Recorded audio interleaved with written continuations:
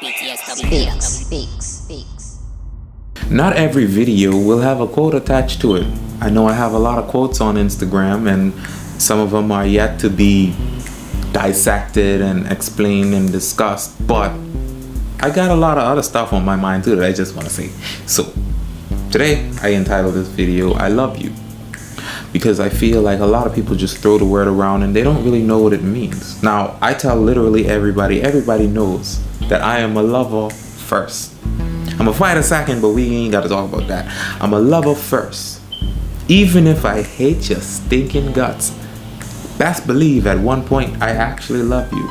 Side note, I don't hate anybody. And there are a few people that I strongly dislike because of their actions, but we ain't got to talk about that either. It all starts with love. Now, first of all, I need you to know that God is love.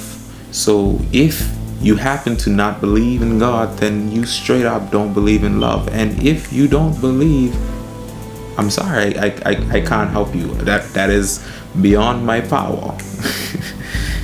I hope one day maybe you could find somehow, but I can't help you. Anyway, number 2, love is an action word. There are very few action words in any language, but specifically English, because that's the one I speak. Love is a lot like smoke or spite or smite. If you look at literally all of the English text from way back to before Shakespearean times, the phrase I love you remains unchanged because the meaning remains unchanged. When you say I love you to someone, you are saying, like I said before in one of my videos, I don't even remember which one, I said I love you.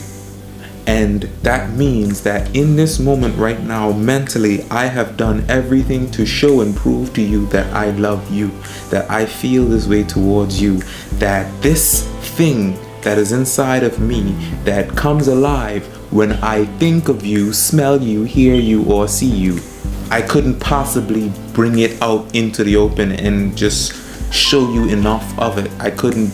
There is no way that I could adequately show you or tell you or prove to you. However, in this moment that I choose to tell you I love you, I am verbally and literally loving you. It is an action, and verbally, like I'm actually doing it. It's just like I saying I smite you, you know. If it's a Shakespearean play and something like that, I take this sword and I smite thee with thine self. I wasn't good at Shakespeare, but they always said I verb something. I verb you, I verb this. I shall drink this poison, and etc., etc. It's like speaking in the third person almost, just saying how present continuous and past tense that verb is and was. I love you. I realized this a long time ago, and I'm just reminding myself and you that in this moment, although I cannot prove it and show, I can't buy you a yacht, I can't take you on a date, I can't do whatever it is that would be, I guess, more obvious, but it is intended to have the same weight as me doing all those things, as me just saying I love you, which is why I don't tell everybody I love them. I wouldn't tell you I love you if I didn't love you. I wouldn't. But I just want everyone to know and understand exactly how deep it runs. And the concept of love, the reason why I compared it, because in the Bible it definitely straight up just blatantly says God is love. 1 John 4, 7 and 8. So, unfortunately, if you don't believe in God and you do believe in love, then essentially you still believe in God. I mean, that's like the greatest version or example of what love actually is. Like, literally everything that love is, God is that. Everything that God is, love is that. And therefore, it makes sense that they say that God is love. So, but I hope this video helped you understand a little bit more what love is and how it is.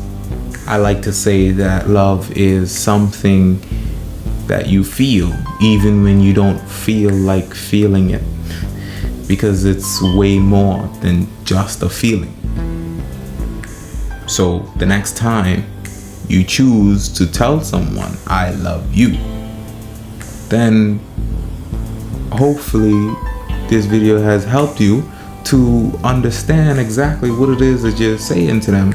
And for those of you who get told I love you, hopefully you can better understand exactly what you are being told or what you should be being told.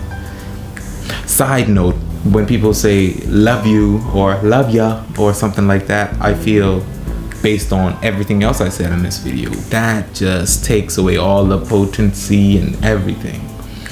I come from a family where we have to be very blatant and obvious, and we speak straightforward. You know, if I love you, then I will say that I love you, even if I'm taxing somebody and, you know, I'm typing it, I still will type the full thing out.